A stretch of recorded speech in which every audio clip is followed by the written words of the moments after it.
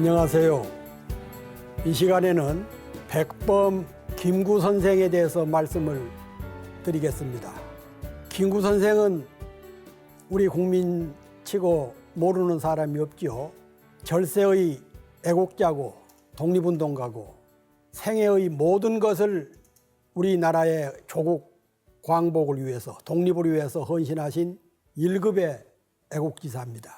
많은 사람들이 돌아가시면은 무덤에서 사라지는데 김구 선생은 세월이 갈수록 역사가 흐를수록 우리 역사 현장에 뚜벅뚜벅 걸어 나와서 우리 국민과 대화를 하고 젊은 세대들에게 민족 혼을 일깨워주는 그런 어른입니다.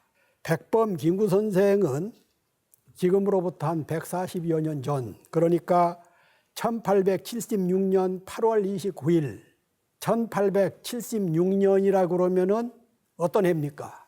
우리나라가 일제로부터 처음으로 강제에 의해서 개방이 된 강화도 조약이 맺어진 그런 해입니다. 그러니까 김구 선생은 운명적으로 태어날 때부터 일본하고 좋지 않은 인연을 갖고 태어났다고 할 수가 있죠. 거기다가 8월 29일 날 대한제국이 일제에 의해서 강제로 병탄된 날입니다. 일본 제국주의는 엄청난 화력을 가지고 군사를 동원해 가지고 우리 대한제국을 강제에 의해서 빼앗은 겁니다. 그런 것을 합방이라고 그러고 합병이라고 하면은 역사 용어에 잘못된 것이지요. 우리는 지금까지 그렇게 배워왔습니다. 강제로 빼앗은 것을 병탄이라고 그러죠. 그래서 이제는 우리가 역사 용어 한마디라도 제대로 배워야 되지 않겠는가. 제대로 기록을 하고 제대로 가르치고 제대로 그 뜻을 이해를 하고 배워야 됩니다. 그래서 김구 선생은 1876년 8월 29일 날 황해도 해주 백운방 텄골이라는 산골짜기에서 태어났어요. 그때 당시 그 지역에서는 호랑이가 대낮에도 나왔다라는 그런 기록이 있습니다. 그 정도로 황해도 해주의 산골짜기에서 태어났죠. 아버지는 김순영, 어머니는 광락원. 아버지는 별로 이름이 남기지 않았습니다마는 어머니 광락원 여사는 김구 선생이 나중에 중국으로 망명했을 때 뒷바라지를 해주셨던 훌륭한 어머니입니다. 그리고 국가로부터 훈장을 받았어요. 그 어머니에 대해서는 나중에 자세히 말씀을 드리겠습니다. 외아들이었습니다. 어렸을 때 김구 선생의 이름은 창암, 한참 커서는 창수. 그러다가 김구라는 이름을 쓰게 됐고 9글자지요. 나중에는 서대문 감옥에 갇혔을 때 백범이라는 호를 썼지요. 백자라는 것은 백성 할 때 쓴 백, 범은 범인. 무슨 죄를 지은 범인이 아니라 보통 사람 할 때 일반인 할 때 범인 할 때 쓴 범자. 백성과 가장 천대받는 백성과 민중들을 위해서 일생을 바치겠다라는 생각으로 그런 뜻으로 백범이라는 호를 쓰기 시작을 했습니다. 아버지는 백범의 아버지는 사형제 중에 둘째였는데 집안이 가난해서 늦장가를 들었대요. 그때 당시 백범 아버지는 24살, 어머니는 17살. 좋은 풍습이 있었을 시절인데 24살 때 장가를 들었다는 것은 지금으로 보면 한 40대 후반에 들었다는 것과 비슷할 정도로 늦장가를 들었고 어머니는 17살이었지요. 그래서 아버지는 시골에서 이름 석자 정도는 간신히 쓸 수 있는 평범한 분이었고 그 대신 허우대가 좋고 호방에서 동네에서 싸움 같은 게 벌어지면은 꼭 그 의로운 편에 들어서 정의로운 편에 들어서 그런 아버지의 혈통, 정신 또 어머니가 대단히 강인한 성격의 어머니였습니다. 백범 선생은 그런 아버지와 어머니의 핏줄을 받고 태어났지요. 태어날 때부터 김구 선생은 대단히 난산이었다고 합니다. 그러니까 17살에 결혼을 해서 18살 때 낳았으니까 난산이었죠. 그래서 김구 선생은 태어날 때부터 난산이었다는 것이 자신의 운명처럼 태어날 때부터, 세상에 태어날 때부터 힘겹게 태어났습니다. 그리고 그때 당시 어머니는 아기를 출산을 해도 젖이 모자라 가지고 동네 갓 출산한 엄마들 찾아다니면서 젖동량을 먹고 얻어먹이고 그랬는데 김구 선생도 그렇게 자라났어요. 그러면은 김구 선생의 가계는 어떤 집안이었는가? 원래는 안동 김씨 유명했죠. 조선시대의 안동 김씨는 세도가 중에서도 세도가로서 유명했던 집안인데 1651년 인조 반정 때에 그 이후에 효종 임금이 청나라를 정벌해야 된다고 했던 그 북벌에 반대를 했다가 화근을 당했지요. 그러니까 정치 싸움에서 밀려서 낙향을 해가지고 해주 백운방 턱골까지 밀려와서 상민으로 가장을 하고 살았습니다. 상민은 아무리 머리가 우수하고 훌륭한 일을 해도 양반이 될 수 없는 그런 처지였지요. 그래서 김구 선생은 그런 그 상민으로서 아버지가 남의 농사를 대신 지어주는 소작농민으로서 때로는 균역전 정부가 가지고 있는 농사를 대신 지어주고 거기서 소작을 얻어서 먹고 사는 대단히 어려운 천민 생활이었습니다. 조선시대 때는 아무리 선대가 양반이었다고 하더라도 3대에 걸쳐서 등과를 하지 못하면은 양반에서 제외되는 거예요. 김구 선생 때는 이미 3대가 아니라 수대에 걸쳐서 양반이 못 되고 천민, 상민 생활을 하다가 1894년 갑오경장 그 해에 동학농민혁명이 일어났고 바로 그 해에 정부가 갑오경장을 통해서 사회개혁이죠. 전통적인 반상체제를 폐지를 합니다. 반상이라는 것은 양반과 상놈 체제를 폐지를 했어요. 법적으로. 그러나 아직도 관습법으로 남아있었던 때에 김구 선생은 젊은 날을 보내게 됩니다. 백범 선생이 태어나기 1년 전, 그러니까 1875년에 운요호 사건, 일본 군함이 불법적으로 우리 서해안에 들어와서 측량을 하고 그런 일들이 일어났던 해가 바로 1년 전. 그리고 백범이 태어났을 때는 앞서 말씀드린 대로 강화도 조약이 맺어진 그 해에 운명적으로 일본하고는 부딪히게 돼 있었죠. 그래서 그 강화도 조약은 근대적으로 우리가 외국과 타국과 맺은 불평등 조약이 처음으로 시작된 겁니다. 그때부터 일제에 일본에게 나라가 망할 때까지 불평등 조약을 맺고 나중에는 더 이상의 이제 을사늑약 경솔국치까지 갑니다만은 이때가 처음이죠. 그 전에는 우리나라가 힘이 약하다 보니까 청나라, 청국의 속방 비슷하게 돼 있다가 일본이 개화 개명을 빨리 해가지고 중국에서 우리나라를 떼놓기 위해서 불평등 조약을 맺게 됐고 결국은 일본에게 나라를 빼앗기게 됩니다. 백범의 아버지는 창암, 김구 선생의 어렸을 때 이름 창암을 서당에 보내서 한학을 공부시킵니다. 그때는 대부분이 한학이죠. 신분 상승을 할 수 있는 유일한 길이 과거를 해서 급제를 하는 거예요. 지금은 능력만 있으면 사업을 하든 예술을 하든 학문을 하든 스포츠를 하든 얼마든지 신분 상승의 길이 있지만 당신은 몇 년에 한 번씩 열리는 과거에 급제하지 못하면 아무리 유능해도 아무리 두뇌가 명석해도 자기 신분을 상승시킬 수 없는 그런 봉건 체제였지요. 그래서 한학 공부를 열심히 하면서 17살 때 황해도 향시 중앙에서 그 시험을 치르는 것도 있었지만 도별로 치르는 향시도 있었어요. 향시에 시험을 쳤는데 이미 입도선매라는 말이 있죠. 벼가 익기도 전에, 논에 벼가 익기도 전에 미리 팔아서 어려우니까 생계를 유지했다라는 그런 용어가 있듯이 그때는 이미 삼정이 문란해가지고 과거 급제자는 미리 다 결정을 해놓은 겁니다. 그리고는 형식상으로 과거를 치렀어요. 그런 과거에 창암이 합격할 수가 없죠. 그 비슷한 무렵에 우리나라 초대 대통령을 했던 이승만 박사도 과거에 시험을 봤지만 부패한 과거제도 입도 선매 때문에 떨어졌던 겁니다. 그때 과거가 조금만 공정해서 김구나 이승만이 과거에 급제했다 그러면은 우리나라 근대사는 많이 달라졌을 것 같아요. 오히려 부패해서 이런 지도자들이 과거에 급제해서 중견 간부가 못된 것이 우리나라 독립운동에 오히려 큰 기여를 하게 됐다. 역설적인 얘기입니다만은 그랬겠습니다. 김구 선생은 어렸을 때 아버지의 지극한 노력으로 과거 공부를 했지만 8년 공부가 헛공사가 되고 만 거지요.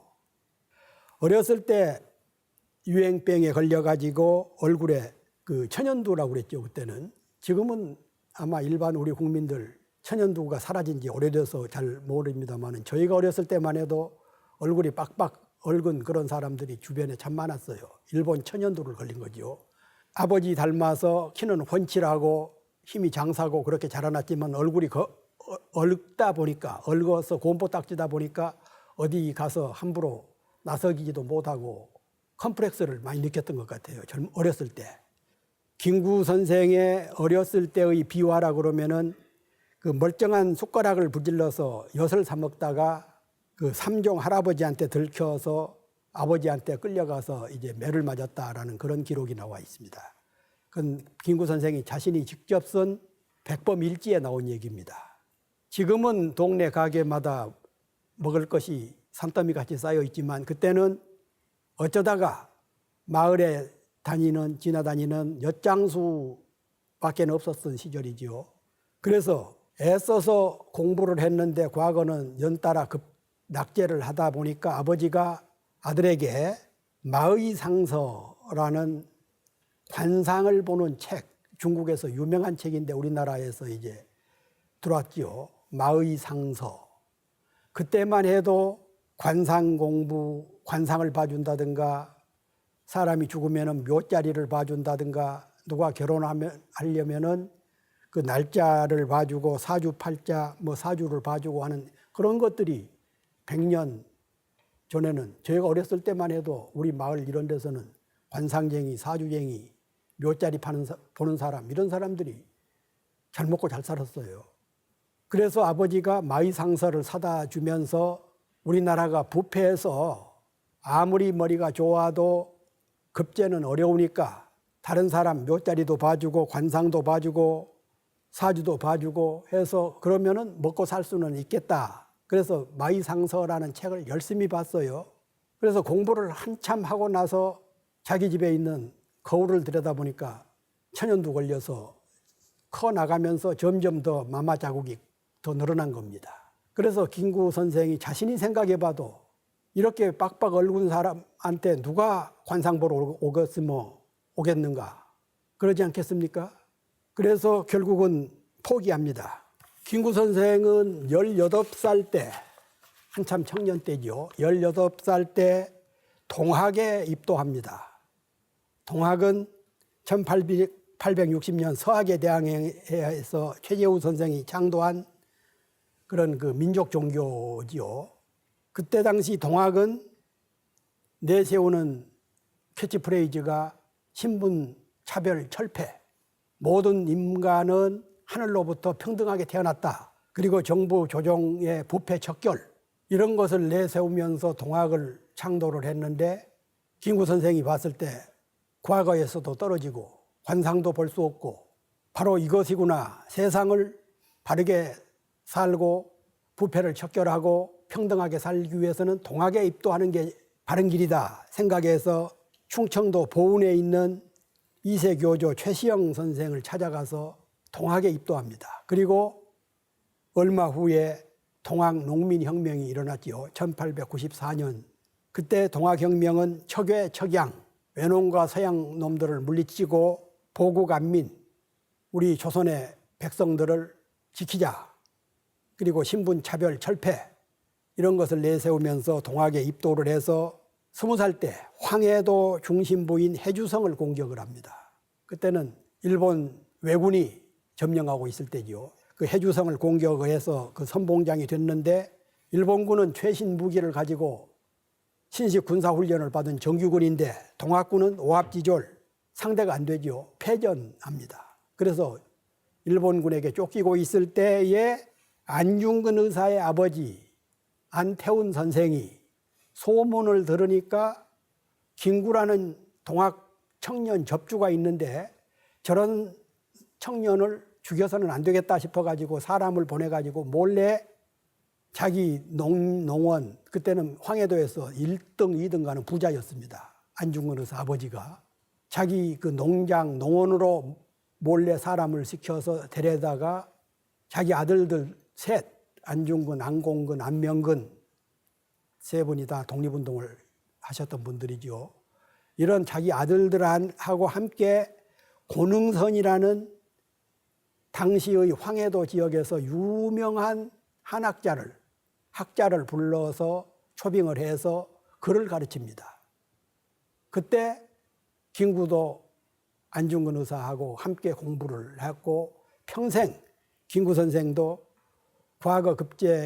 과거를 위해서 공부했던 것 외에는 별로 공부를 그 후로는 안 했는데 유학에 큰 학문을 할 수 있었던 게 이때의 고능선 선생 밑에서 공부를 하게 됐고 그리고 그때의 안중근 소년 안중근을 만나게 되고 그렇습니다. 나중에 김구 선생이 쓴 백범일지에 보면은 안중근 형제들이 얼마나 어렸을 때부터 특히 안중근은 말타기를 좋아하고 총 쏘기를 좋아하고 그런 상무 정신을 가지고 앞으로 국가를 위해서 민족을 위해서 큰 인물이 될 것이다라고 기대를 했었어요. 그런 내용들이 백범일지에 그대로 나와 있습니다. 나중에 안중근 이토 히로부미를 처단하고 그런 그 혁혁한 민족사에 큰 기여를 했던 건 우리가 다 알고 있는 일이죠. 그때 고능선 선생이 김구에게 가르친 내용 중에 하나가 아무리 명확히 보고 잘 판단하더라도 실행할 과단성이 없으면 아무런 쓸모가 없다. 그러니까 유학이라는 게 원래 뜻은 그렇지가 않은데 우리나라에 들어와서 한 500년 썩히다 보니까 공리공담 별로 실행은 하지 않고 공리공담론만 펴는데 고능선 선생은 바로 그런 걸 지적을 한 겁니다. 아무리 좋은 공부를 해도 실행하지 않으면 아무런 쓸모가 없다. 그리고 나뭇가지를 잡더라도 발에는 힘주지 않고 언덕에 매달려 손에는 매달려 있으면 그런 일은 하나만 하다. 대장부라 그러면은 자기가 필요할 때는 생명도 내걸듯이 붙잡았던 나뭇가지도 내려놓고 뛰어내릴 수 있는 용단이 있어야 된다. 이때 김구가 배웠던 고능선 선생의 유학정신, 실천정신, 의리정신 이런 게 독립운동을 하면서 한 번도 조국을 배신하지 않았던 그런 그 대장부의 길을 걸었을 수 있었던 지침을 마련해 준 게 그때 안중근 아버지 안진사의 도움으로 고능선 선생을 만났기 때문에 그런 교육을, 정신을 배울 수 있었던 것입니다. 고능선 선생은 김구에게 국내 정세뿐만 아니라 청나라가 지금 어떻게 돌아가고 있는가 국제 정세를 알아야 된다. 청나라를 한번 갔다 오너라. 청나라 정세를 알아보기 위해서 교나리 보찜을 쌓아들고 메고 가다가 압록강 근처에서 의병장 김이연이라는 분을 만나게 됩니다. 나라가 망해가고 있는데 관군들은 거의 해산돼 버리고 정부 조정 대신들은 대부분이 친일파로 변신해 버리고 그럴 때 의병들이 전국 도처에서 일어나서 일제와 싸울 때 압록강 근처에서 김이연 의병장을 만나서 의병에 참여를 하지요. 그리고 고산리 전투라는 데서 또 일본하고 싸웠지만 일본의 최신식 무기 훈련된 병사들 앞에서 오합지졸들이 이길 도리가 없죠. 또 한 번 일제에게 패배합니다.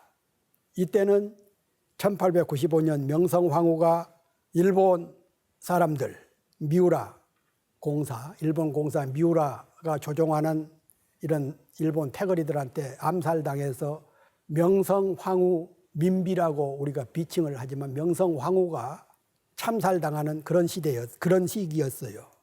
그래서 고산리 전투에서 패배하고 쓸쓸하게 자기 고향으로 돌아오는 길인데 귀향 도중에 일본 밀정 스치다라는 자를 만났어요.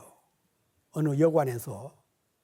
보니까 스치다가 조선 옷을 입었는데 속에는 일본 사무라이들이 차고 다니는 긴 칼을 차고 있는 것을 보고 이놈이 틀림없이 우리 명성황후를 죽인 밀정이다 싶어가지고 힘이 장사라고 그랬죠. 젊었을 때부터.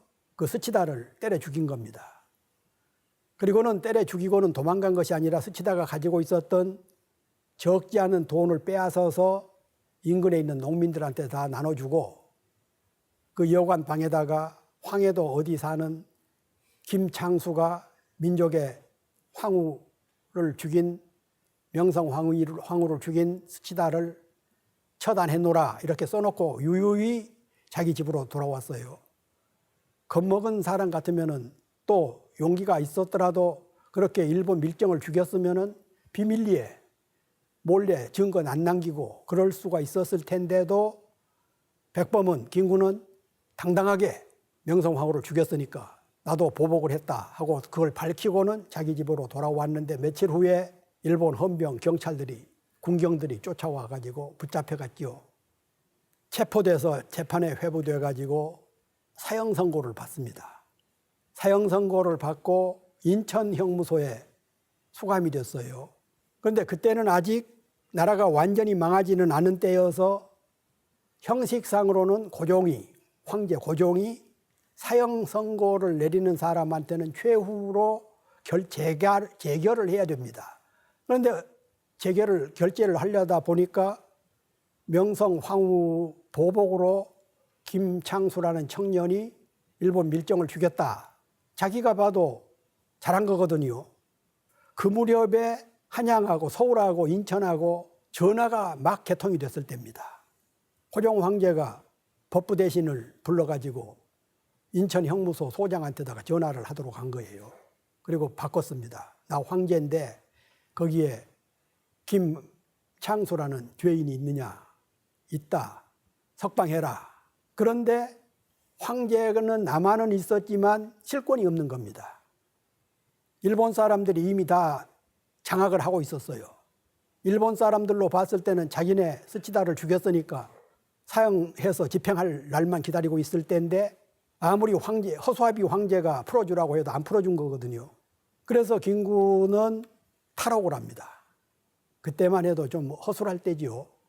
일본이 우리를 이제 침략을 해서 마수를 뻗쳐오고는 있었지만 그렇게 완벽하게 장악은 못했을 때지요. 인천 감옥을 탈출을 해서 변장을 하고 삼남 지역, 충청도, 전라도, 경상도 지역을 유랑을 하면서 공주 마곡사에 들어가서는 승려가 됩니다.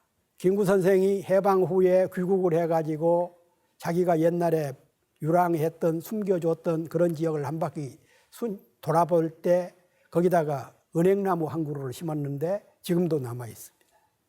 그리고 얼마 후에는 올해 사람을 죽였으니까 일본 사람을 죽였으니까 올해 신분이 탄로날까 두려워서 오래 있을 수는 없지 한 군데. 그래서 대보산에 영천암 주지 생활을 하다가 24살 때 환속을 합니다. 환속을 했다고 그러면은 세상이 이렇게 어지러워지고 일제가 우리나라 국권을 하루가 다르게 침략해 들어오고 있는데 산속에서 승려 생활만 할 수 없다 싶어가지고 환속을 합니다. 그리고 1903년 기독교에 입문을 합니다. 그러니까 김구 선생의 생애를 보면은 처음에는 무속, 그때는 대부분 다 무속이죠. 그리고 본인도 직접 사주팔자 공부를 해서 점성술, 그리고 얼마 후에는 불교 승려, 그리고는 1903년 28살 때에 기독교에 입문을 해서 그때 기독교가 미국 유럽을 통해서 들어와 가지고 우리나라에 신식 교육을 시키고 병원을 만들고 한참 포교를 열심히 할 그럴 무렵이었지요. 해주 장년읍 사직동에다가 장년교회를 세웁니다. 지금처럼 거대한 교회가 아니라 조만한 교회를 세우고 그리고 마을 청년들을 모아서 글을 가르치고 세례를 받고 신앙생활을 열심히 하면서 도산 안창호 선생 아시죠? 안창호 선생의 여동생하고 혼사가 있었는데 결국은 이루어지지를 못하고 최준례라는 시골 젊은 여성하고 결혼을 합니다. 그때 김구 선생은 29살이고 최준례는 18살, 10살 이상 차이가 있었지만 김구 선생이 보았을 때 대단히 영특한 시골 처녀하고 마음을 줘서 결혼을 하고, 그리고는 최준례를 서울 경신학교에 유학을 보냅니다. 세상이 바뀌고 있다, 달라지고 있다, 배우지 않고서는 여성이고 남성이고 사람 구실을 할 수가 없다 해서 경신학교에 유학을 보내서 나중에 최준례 선생은 남편을 따라서 상해에서 독립운동을 하다가 둘째 아들 낳은 후에 영양실조로 거기서 돌아가셨어요.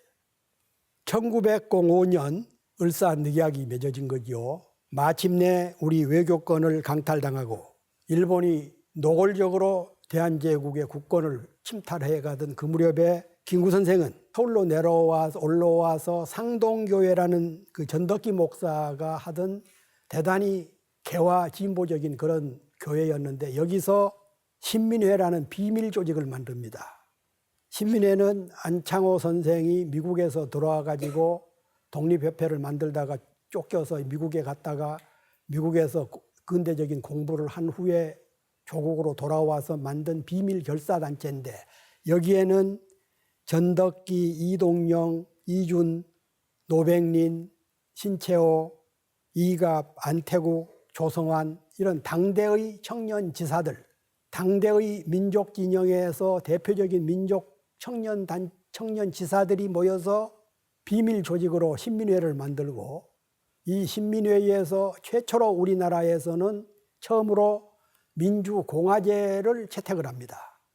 지금은 우리가 민주공화주의 이런 것을 우리 헌법 제1조이기도 하고 그렇습니다만 그때만 해도 생소했을 때 모든 권력은 임금에게 있었을 때에 그나마 일본한테 나라를 이제 빼앗겨서 위태로울 무렵에 신민회에서 비밀 결사로 신민회에서 그 민주공화제를 만들고 그리고 대한매일신보라는 기관지를 만들고 대성학교라든가 오산학교라든가 이런 학교를 만들고 그리고 나라가 망하면은 중국에다가 만주에다가 무장투쟁을 하기 위해서는 신흥무관학교를 세우자 그래가지고 만든 게 신흥무관학교고 그랬지요.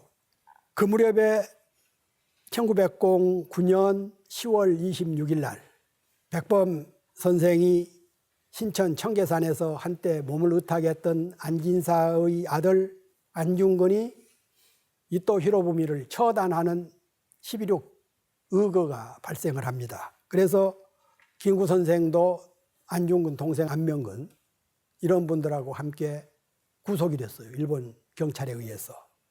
1개월 동안 한 달 동안 투옥됐다가 무슨 협의가 그때는 안중근 의사는 하얼빈에서 의거를 했고 김구 선생은 국내에 있었기 때문에 무슨 협의가 있었던 건 아니죠. 그래서 이제 협의가 없어서 1개월 만에 풀려나가지고는 1910년 8월 29일 날 김구 선생의 생일날이기도 하는 8월 29일 날 일본에게 나라를 송두리째 빼앗기는 경술국치를 당하게 됩니다. 경술국치를 당하고 김구 선생하고 신민회 간부들은 1911년에 일본 총독 데라우찌라는 자가 반일 인사, 항일 인사를 발본색원하려는 목적으로 총독을 암살을 음모를 꾸몄다 해가지고 조선의 대표적인 민족주의자, 기독교 신자, 민족 종교 대표들 이런 분들 600여 명을 검거를 합니다. 법이고 나발이고 없었죠. 무조건 자기네들한테 위험하다고 싶은 사람 600여 명을 검거를 해서 그중에서 105인을 기소를 합니다. 우리 역사책에서는 105인 사건이라고 그러죠. 105명을 검거를 해서 그중에서 많은 사람을 고문해서 죽이고 그때 김구 선생도 구속이 돼가지고 서대문 형무소에 갇힙니다. 그때 김구의 어머니 김낙원 여사가 서대문 형무소에 아들 면회를 와서 하셨던 유명한 말씀이 있죠. 애야, 나는 너가 경기 감사하는 것보다 더 자랑스럽다. 훌륭한 분이죠. 그때 김구 선생은 15년형을 선고받았습니다. 감옥이라는 것은 더 강한 사람을 더 강하게 만드는 경우가 있고 약한 사람은 허물어지게 만들 수가 있고 그러는 곳인데 김구는 감옥에서 서양 서적, 우리 민족의 오래된 역사, 근대 중국의 정세 이런 책을 열심히 보면서 그리고 거기서 그때까지 이름을 썼던 창수하고 김구를 바꿔서 호를 백범, 호를 정하죠. 처음으로. 앞으로의 남은 생애는 백성과 범인들을 위해서 바치겠다. 그리고 4년 만에 그때 당시는 일본의 그 왕 메이지였는데 메이지가 죽었어요. 그래서 메이지가 죽어서 몇 년간 감형이 된 겁니다. 그러니까 백범일지에 보면은 메이지가 죽어서 한 5년이 감형이 됐는데 메이지 부인도 좀 제발 빨리 죽게 해달라고 하느님께 맨날 빌었다는 거예요. 그런 빌어서 그랬었는지는 몰라도 얼마 후에 또 메이지 부인이 죽으면서 4년 만에 백범은 서대문 감옥에서 석방이 됩니다. 가석방이죠. 그래서 고향으로 돌아가 농촌 계몽운동을 펴고 본격적인 독립운동을 시작을 하죠. 그리고 마침내 1919년 4월 13일 날 44살 때 중국으로 망명을 합니다. 그 이전에 1919년 3월 달에 국내에서 3.1 민족혁명이 일어나죠. 3.1 운동이라고 표기되어 있는 3.1 혁명이 일어나고 그리고 한 달쯤 후에 김구 백범은 중국으로 망명을 가서 바로 1919년 4월 13일 날 상하이에 대한민국 임시정부가 수립이 되죠. 그때 백범은 임시정부의 경무국장이 됩니다. 그때 그 초대 국무총리로 임시정부에서 선출됐던 이승만 박사는 미국에서 돌아오지 않고 있을 때에 실질적으로 임시정부를 이끌었던 분이 도산 안창호 선생인데 백범은 처음부터 나는 해주에 보잘것없는 천민의 아들이니까 그리고 일본 놈들에 대해서는 속속들이 내가 잘 알고 스치다를 때려 죽인 경험도 있고 해서 그때 임시정부가 상하이에 설립이 되니까 일본 밀정들, 일본 헌병들이 얼마나 호시탐탐 노렸어요. 그래서 이놈들을 붙잡는 데는 지키는 데는 내가 적격이다 싶어가지고 거의 문지기를 지원을 합니다. 그런데 도산 안창호 선생이 봤을 때 국내에 있을 때 들었던 소식을 알고 있기 때문에 문지기라니 말이 안 된다. 내무총장을 시킨 겁니다. 경무국장. 경찰 지금 같으면은 경찰국장이죠.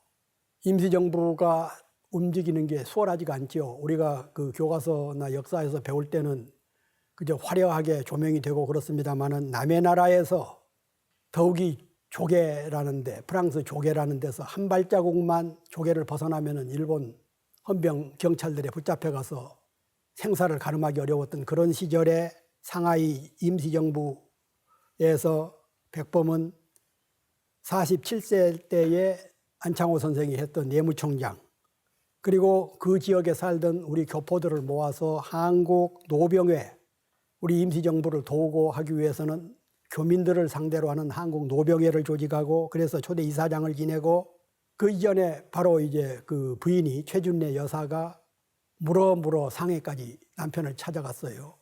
그래서 아들을 출산을 했는데 영양실조로 2층 다락방에서 밑으로 사다리를 건너서 오다가 부인이 넘어져서 프랑스 병원에 입원했다는 소식을 듣고도 못 갔어요.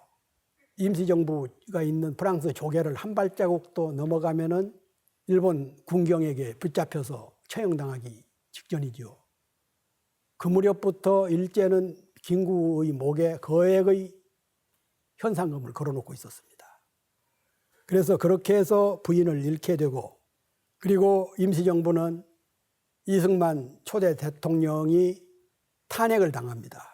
지금 우리가 얼마 전에 박근혜 대통령을 탄핵을 해서 대통령 자격을 박탈을 했는데 1926년, 25년 그 무렵에 임시정부 의정원은 우리 국회지요. 지금 같으면 이승만 대통령의 여러 가지 비리, 제대로 통제를 하지 않는 그런 그 역할, 미국에 있는 우리 교포들이 모아준 독립자금을 횡령, 이런 이유로 이승만 초대 대통령을 탄핵을 합니다. 그래서 그러다 보니까 임시정부는 대단히 혼란에 빠진 것이죠. 우리는 지금 대통령을 탄핵해도 국가가 건전하게 상식에 의해서 법과 헌법에 의해서 움직이니까 끄떡이 없지만, 그때는 남의 나라에서 그렇다고 예산이 있는 것도 아니고 주변에는 항상 호시탐탐 노리는 일제가 언제 무슨 짓을 할지 모르는 그런 상황에서 임시정부가 대단히 어려웠을 때인데, 여러 임시정부의 애국 지사들이 임시정부를 이끌 수 있는 사람은 100번밖에 없다. 당신이 맡아서 지도를 해달라. 그런데 백범은 한사코반대라는 겁니다. 비록 나라가 망해서 남의 나라에서 임시정부지만 국가 수반이 된다는 것은 자신은 한갓 해주에 하잘것없는 상민의 아들이다. 국가의 체면이 말이 아니지 않느냐. 겸손한 거죠. 그러나 애국 지사들, 선배들은 이 시대에 이 험난한 위국에 우리나라 임시정부를 이끌 수 있는 사람은 당신밖에 없다. 그래서 김구가 국무령, 대통령은 탄핵되고 없고 국무령을 맡아서 임시정부를 이끌었고, 그리고 1931년 한인애국단을 창단을 합니다. 한인애국단의 단원이 윤봉길 의사, 이봉창 의사 이런 분들이에요. 임시정부를 놔두고 왜 한인애국단을 따로 만들었는가? 그래도 임시정부는 명색이 국가인데 국가가 일본 요인들을 암살한다는 것은 대외적으로 문제가 있다. 그래가지고 한인애국단이라는 별도의 단체를 비밀리에 조직을 해서 거기서 애국 청년들을 뽑아서 이봉창 의사, 윤봉길 의사 이런 분들이 일본 요인들, 책임자들, 군부 대장들 이런 것자들을 처단하기 위해서 결국은 이봉창 의사는 일본까지 파견됐지만 일본 왕을 죽이는 데는 실패를 했고, 윤봉길 의사는 의거에 성공을 해서 일본 대장 몇 사람을 처단을 했죠. 그러면서부터 중국 장개석 국민당 정부에서는 그때까지, 그 전까지만 해도 그저 망명정부 비슷하게 홀대해 왔는데, 윤봉길 의사가 1932년 4월 29일 날 사라카와 대장이라든가 이런 자들을 폭살시키면서 중화민국 국민들이 못한 일을 조선 청년이 했다 해가지고, 그것도 백범이 만든 지시한 한인애국단 단원이 했다 해가지고 백범을 높이 평가하기 시작한 겁니다. 그러나 임시정부는 더 이상 상하에서 머물 수가 없었지요. 일본은 청일전쟁 이래 중국을 속국 비슷하게 여기고 있었던 그런 때고, 중국은 또 일본을 그렇게 겁먹고 있고 그럴 때지요. 그래서 그 자기네 나라의 거물들이 집단적으로 피살되는 것을 지켜보면서 중국 정부에 압력을 넣어가지고 우리 그 임시정부 요인들을 체포령을 내립니다. 김구 선생도 몰래 피신을 합니다. 그리고 김구 선생 머리에는 600원이라는 거액의 현상금이 걸립니다. 600원이라 그러면 당시에 사랑가마의 1원, 2원, 학교 선생님 교사 월급이 5원, 7원 할 때에 600원이라면 지금으로 보면 600억. 그리고 가급적이면 생포를 하되 여의치 않으면 현장에서 척결을 해라. 그런 비밀 지령까지 내렸죠. 그래서 임시정부가 이제 산산이 해산 비슷하게 되죠. 더 이상 중국 상하이에서는 머물 곳이 없어서. 그래가지고 백범은 상하이를 탈출해서 해염이라는 대단히 경치가 좋은 그 산수가 좋은 지역인데, 저도 여러 차례 가봤습니다만 그 해염에서 피신 생활을 하면서 중국의 그 남호와 해염 그 호수에 참 경관이 참 좋은 데인데, 거기에서 중국의 젊은 처녀 주애보라는 뱃사공을 만납니다. 낮에는 주애보하고 배에서 마치 나룻배 왔다 갔다 하는 것처럼 위장을 하고, 밤에는 육지로 올라가서 살고 이렇게 해서 한 4년 반, 5년 동안을 피신을 합니다. 그동안에 일본 정부는 백범을 추적하기 위해서 수만 명 밀정들, 군대, 경찰, 헌병을 풀고 중국 사람들도 또 더러는 그쪽에 살던 조선 사람들도 현상금에 눈이 어두워가지고 신고만 하면 600원, 600억, 지금으로 보면 600억 현상금을 노리고 그런 위험한 시절에 5년여 동안을 주해보라는 처녀 뱃사공하고 몸을 피신을 했어요. 그런데 이제 그 사이에 일본이 중국에게 본격적으로 선전포고도 없이 침략을 해서 중일전쟁을 일으키죠. 바로 그 무렵에 더 이상 피신하기가 어렵다 싶어가지고 그 주해보하고 헤어집니다. 자신이 가지고 있었던 돈이 100원밖에 없어서 다시 만나리라고 기대하면서 주해보한테 100원밖에 못 준 게 한이다. 백범 일지에다가 썼어요. 그리고는 실제로 주해보는 그 후에 더 이상 못 만났습니다. 나중에 이제 그 주변 동지들이, 백범의 동지들이 그 신여성, 우리 교포거나 중국 여성 중에서 신여성하고 재혼을 그렇게 선을 보도록 하고 중매를 하고 하려고 그러니까 내가 재혼을 한다 그러면은 주해보를 찾아서 해야지 어떻게 그 여성을 두고 재혼을 할 수가 있느냐.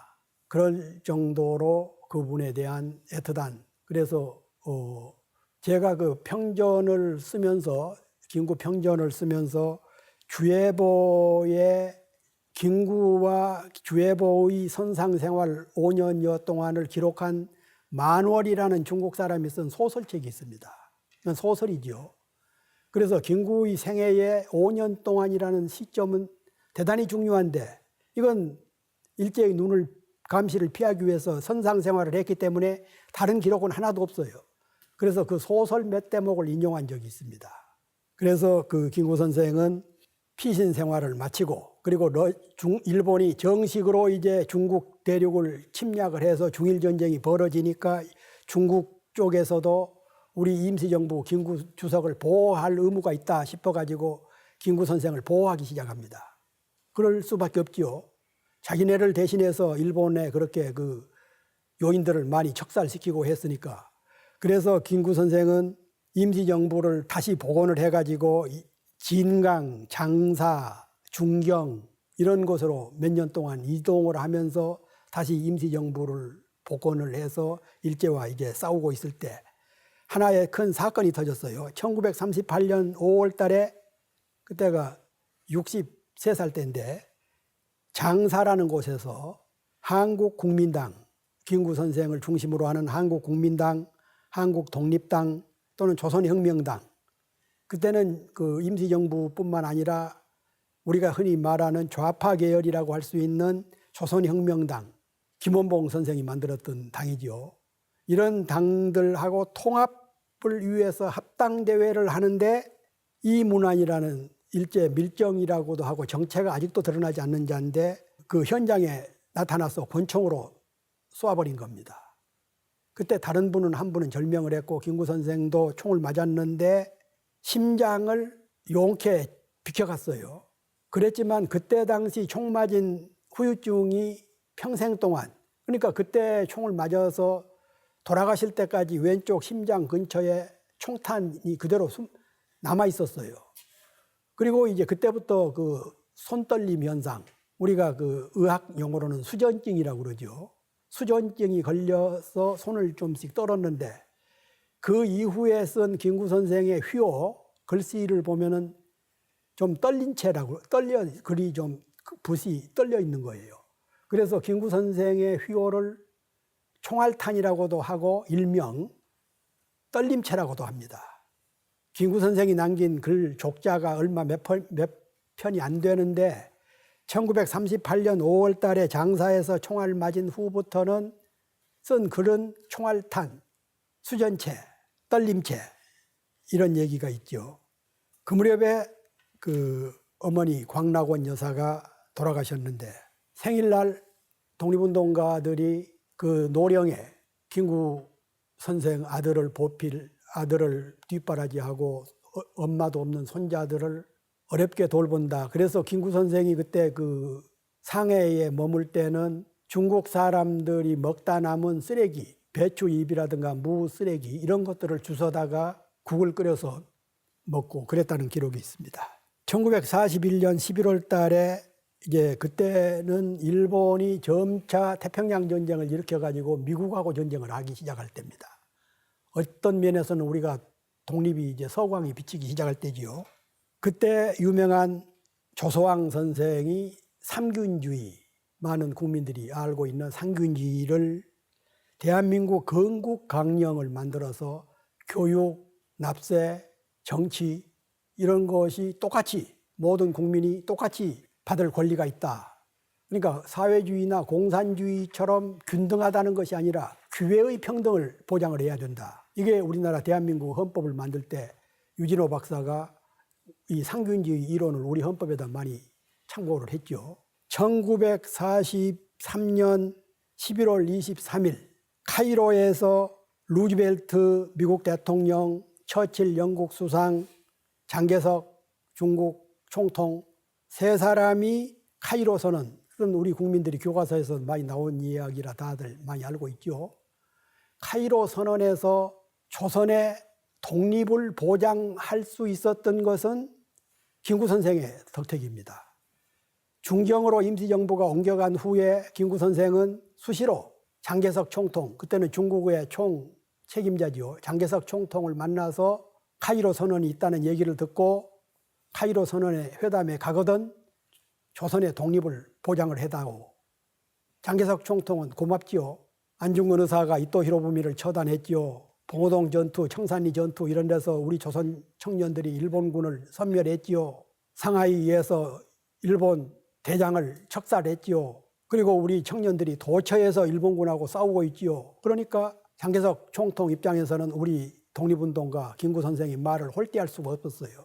그래서 1943년 11월 23일 날 카이로 선언에서 가능한 한 빠른 시기에, 원래는 그 원문에는 그 장개석의 보좌관이었던 왕 총회, 그리고 그 루즈벨트의 보좌관이었던 호킨스, 이런 사람들이 초안에는 가능한 빠른 시기에 조선을 독립시킨다라는 그런 문안을 넣었는데 나중에 루즈벨트가 적절한 시기에라고 고쳤어요. 이것은 일본의 그 작용이 들어갔던 것 같은데, 어쨌든 카이로 회담에서 조선을 적절한 시기에 해방을 시킨다, 이런 용어를 쓸 수 있었던 것은 김구 선생과 임시정부의 덕택입니다. 그때 당시 식민지 국가는 한 100여 개 국가가 있었는데 그 많은 나라들을 다 제치고 조선을 카이로 선언 상거두 회담에서 적절한 시기에 해방 독립시킨다고 용어를 쓸 수 있었던 것은 김구 선생과 임시정부의 노력이 있었기 때문에 가능했던 거거든요.